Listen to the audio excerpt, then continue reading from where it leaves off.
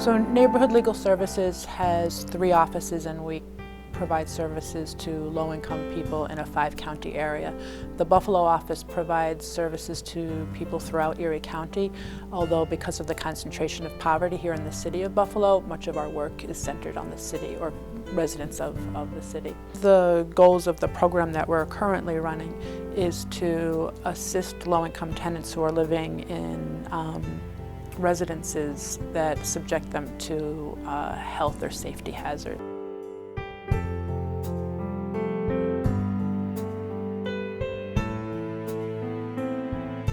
So we paid him the $850 security deposit and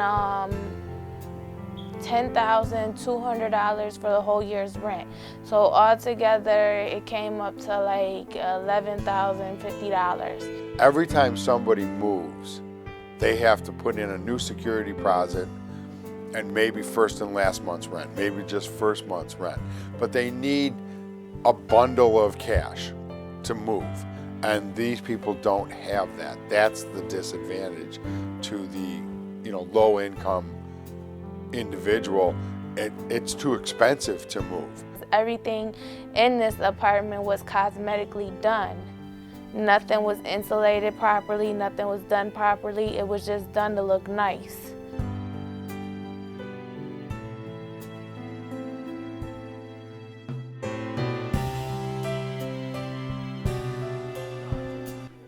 The water got frozen, and when I tried to contact him about it, he just basically gave me the runaround.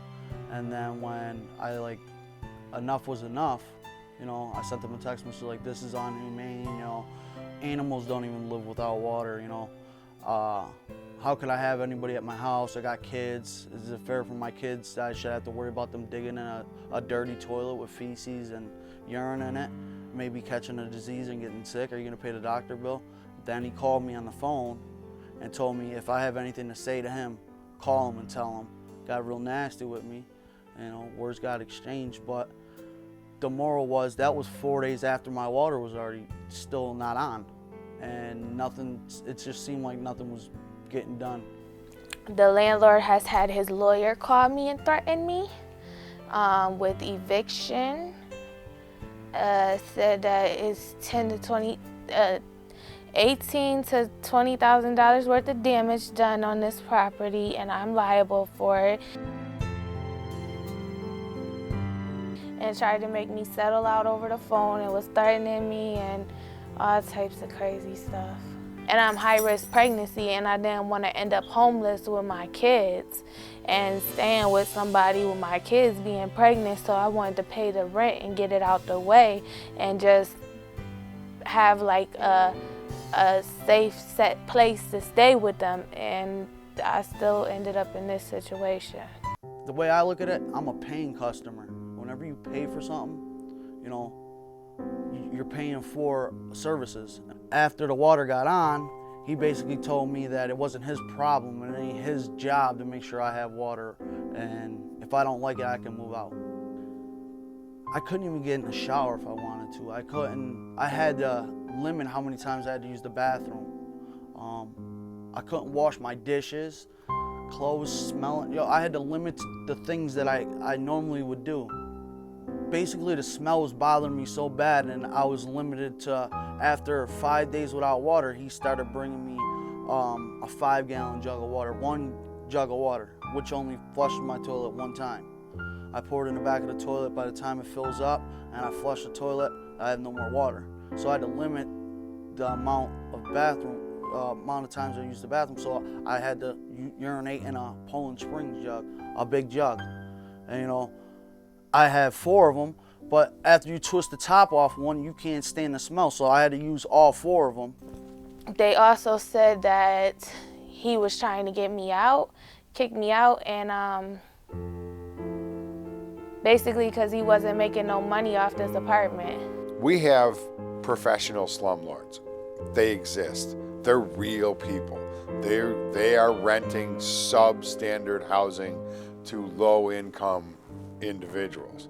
Since I haven't been here, my house has been broken into 2 more times. They stole like over $20,000 worth of stuff. It's just crazy. I didn't want to end up in this situation. That's the reason why I paid so much money. But so I wouldn't end up in this situation, and I still did. And I'm 8 months pregnant and high risk. Like, I'm in and out the hospital every other day, practically. And I have a child that's sick right now, and it's just frustrating. Hallway ceiling leaks onto the floor. All winter I had an ice skating rink in my back hallway, and basically he told me to break it up and throw rock salt down on it. Like, it's not his. And another thing was, the electric is included in this property. We share a power box, me and the downstairs neighbor. Well, we were out of fuses, and I let him know earlier in the day, we're out of fuses, so if the fuses blow one more time, we ain't gonna have no fuses to turn on electric. Sure enough, at 11 o'clock at night, the fuses blew. I contacted him, and he basically was like, "Oh man, I was just in Lackawanna earlier, man. I could have brought you guys fuses." Like, he basically was like, "Well, I don't know what to tell you." You know, I had to drag my twin 2-year-olds to Walmart at midnight to go get fuses to turn on the electric, but that's not my responsibility to do that. Honestly, right now, I don't know what I want to do. Like, so I don't even know if I want to stay here or not, but then I know I can't get my money back either because he's broke. Like, he's not trying to fix what's wrong, and here he's trying to say that I have to fix it, like, and I'm out of work. I don't even have the money to fix it. And if that was the case, like, I should have just bought a house. Because housing should be considered a basic human right, shelter is a basic human need, I think it's important to make sure that people's rights to housing are protected. You don't want to live in an adversarial situation with your landlord. And what I try to tell tenants and landlords is, please document everything, because we don't know you. We don't know this landlord. We don't know this tenant. We've never met these people before, and they're coming in with 2 completely different stories. So who's going to win? The person who has the most documentation to support their allegation or their testimony.